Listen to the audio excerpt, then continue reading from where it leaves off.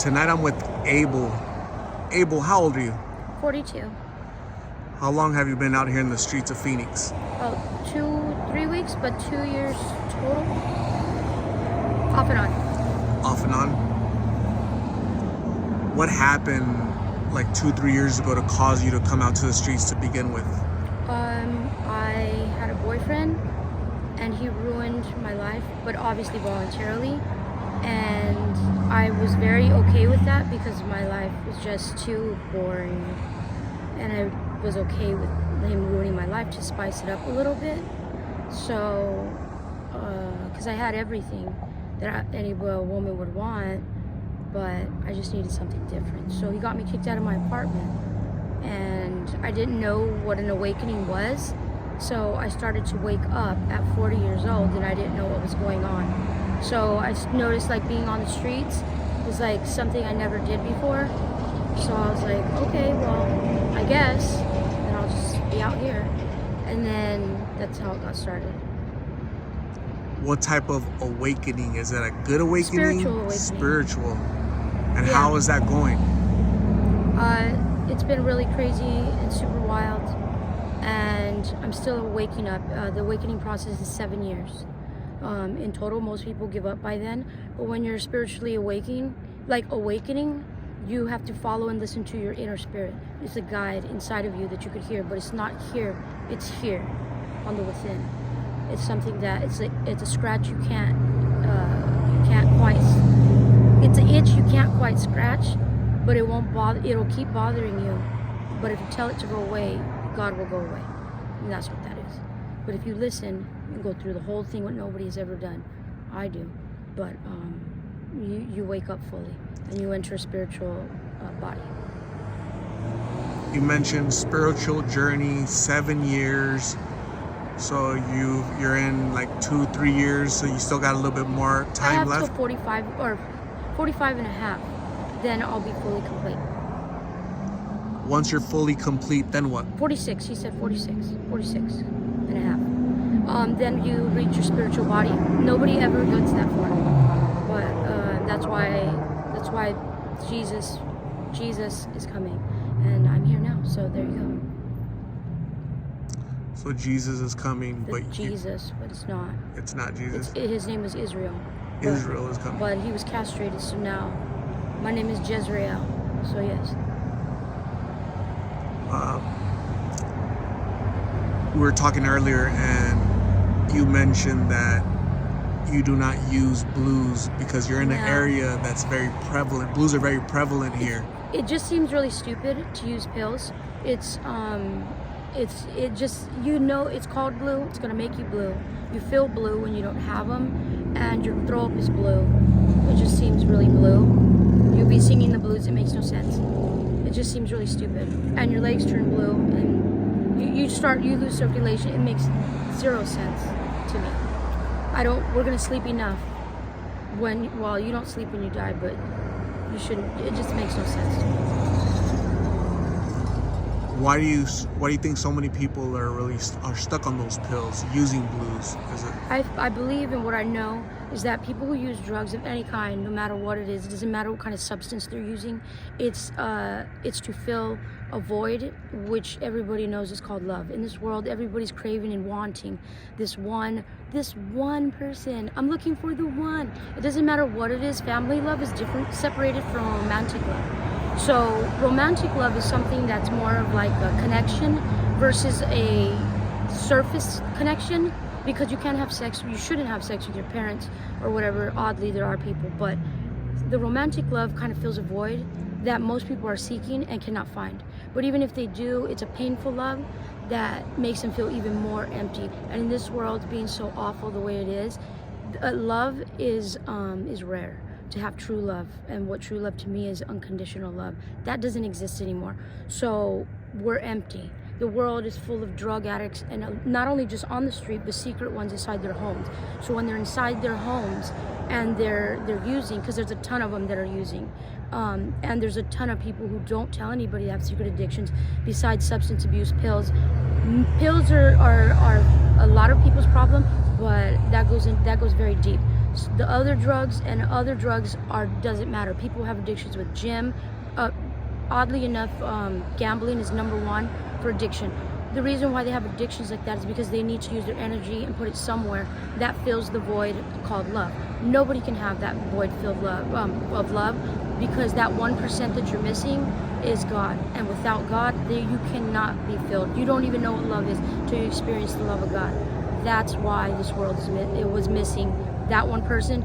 The world has been missing God since he was thrown out, and now he's back. And I'm not God, but my brother is God. And he needed help because he's been locked away for a very long time, and he still is. Your brother is God. My brother is God. His name is Thomas. Thomas. And before that, he had many other names. This world knows him as the Grim Reaper, Mr. Satan. His name is Sathan, not Satan. His name was Seth. And they added the rest, the A-N, and a lot of other names. But he's been locked away a long time. And it's a very long story. Everybody calls me crazy, but they know that I'm telling the truth. So I'm kind of glad that he had ran into me right now, because I know he'll air this. And I hope I see you, Mom and Dad, my other ones, from the spiritual realm of the atmosphere. So I'll see you guys soon. Yes, this is my daughter's dead body. You guys know that. But yeah, I don't look like this. But yes, this is the Jesus. Look at this is the face of me, the one on the picture. Look at it. What does your family and friends, do they know that you're out here? Yeah, they do. They don't care. Nobody, the world everybody loves God, and everybody loves Jesus, right? But everybody has him hanging up in their house and all these things, right? Because God is real, Jesus is real, but yet I'm not Jesus, and Jesus, that name doesn't even exist. It was Jesu, and that was our father, and his name was Abraham before that, and there's a lot of other names. That's why the Bible changes, but that name comes from somewhere else. But everybody says that. But when I'm right in front of you, you deny it. If I heal your body, because I have, and I can do any sickness. It takes me, that's why we did it this way, because it takes me to touch your body, to send fire up your veins, to heat your body up with my fingertips, in order to prove to one single person, just one, that God is real. Why do we need to do that? Why? Well, we have to, because in this life, you can't believe the invincible, but they're all around you. This is a spiritual realm. But yet you don't believe, but yet you have my photo on your neck, hanging across. You know what a chain on your neck represents? It represents my brother in chains, Mr. Seth, who's been tied up a long time. The necklace that everybody wears that's gold, his chains are gold. The necklace with the cross, he was crucified with me for no reason. So was I. Yet they lock him up, and you wear a chain with us, but you don't believe in me, and you don't believe in him. You don't believe because there's two Messiahs. So that's why I say that. It's interesting. Very interesting. So for those that say that, I believe in God, you shouldn't be on the streets. I'm a very rich person, and so is he. He's also locked in the streets, but if I don't walk these streets with everybody else, you wouldn't believe. Until. Yeah. You mentioned that when you say these things to people out here on the streets, they call you crazy. Crazy, nutty, anything you can think of. But I'm crazy, but don't you think that the Bible is crazy too? Everybody pulls things out of the Bible, but yet they don't read it. They absolutely not. If they did, then you would know a lot more. How could you say you believe in a God? Or how could anybody say, I don't love God, I don't know God, I don't know who you're talking about? But for example, I don't know you, I just met you right here down the road. You could drive away and be like, I don't fucking like that guy. I don't like, he's stupid. I mean, this is not, but you have a friend and they can say, how could you say that? He's a sweet guy. Well, what I think is this, that I don't really know him to share an opinion about him. But from what I gather, he seems like a pretty decent guy. Do I know him? No, because when you know somebody, you either grow up with them, hang out with them, you spend time with them. So if you say you know God, do you read his word? No. Do you hear his voice? No. You think you do, but you don't. If you don't read his Bible, if you don't even know a memory verse, if you don't know him, Because you have to read his Bible to say you don't like somebody. You have to get to know someone to have a real opinion.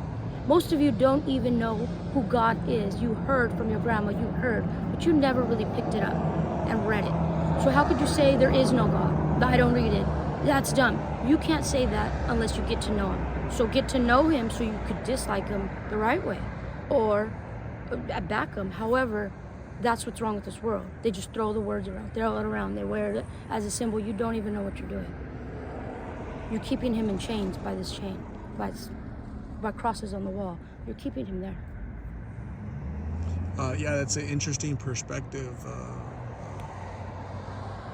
The points that you bring up, you know, some things we don't even think about, right? The words you're using, it's interesting. What can, for other people that are out there living life and they have everything, because you said you had everything before. I did, and I voluntarily allowed him to ruin my life. You were okay with that happening? I was definitely okay with it, very much, because I was a lonely alcoholic woman who I didn't know I needed love. I thought my kids loved me. Then they went to college, and I was just an ATM.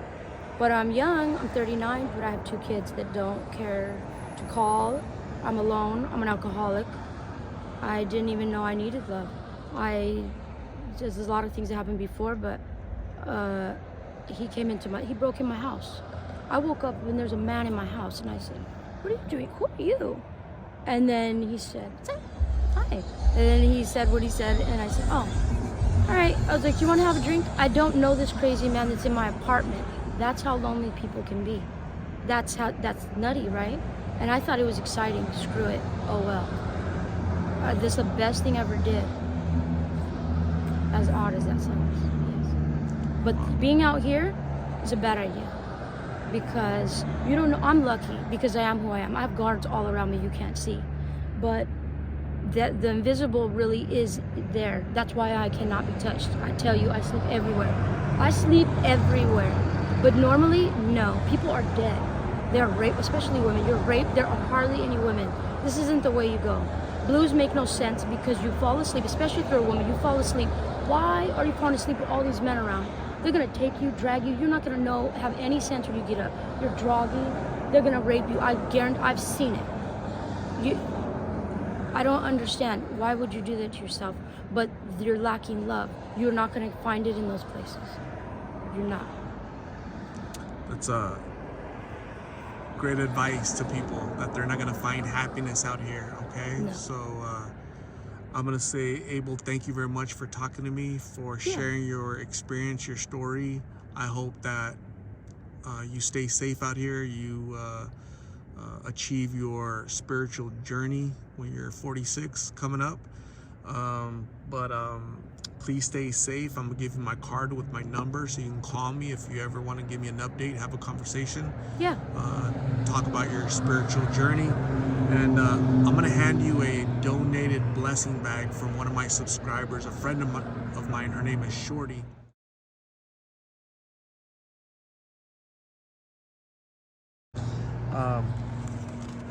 So here's my card. Oh. And can you tell me if those are items in the bag that you could use that'll come in handy out here? I don't like the word use per se, because I don't use anything, any item or any person. Okay. I just partake. You partake? Partake, not even take. I will apply them to the things that I need in my life. Nutrition assistance. Yes. I need all of it, so yes, I appreciate it very much. Yay! There's toiletries and... Yeah, there's baby wipes, water. You always need water. I don't care where you're at, you need a bottle of water. Because God is water. The God of this world and the one that doesn't exist, that's right here, yeah. It's water. Everything in the world needs water. Don't matter what it is. Even a car. Everything. There's also a little letter in there. Can you pull out the letter? Yep.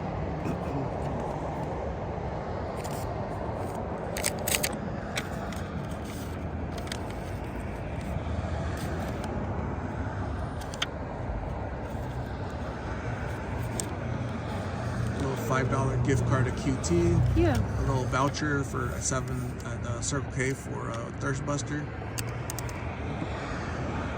What was the letter say? Oh, it says, first I want to say thank you for accepting this blessing bag, in quotations. My family and friend Casper helped me make for you. I only ask that you do me a favor and say a prayer for me as I battle my struggles with depression, anxiety, and awful thoughts as well.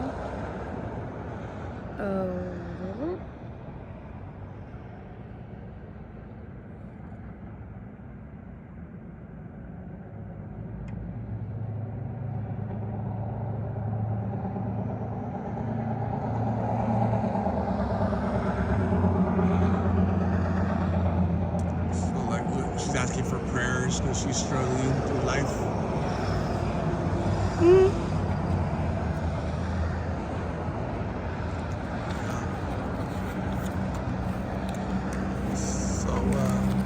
So Abel, I'm gonna say thank you very much. You have a good night. Stay safe. We'll talk soon, okay? Yeah.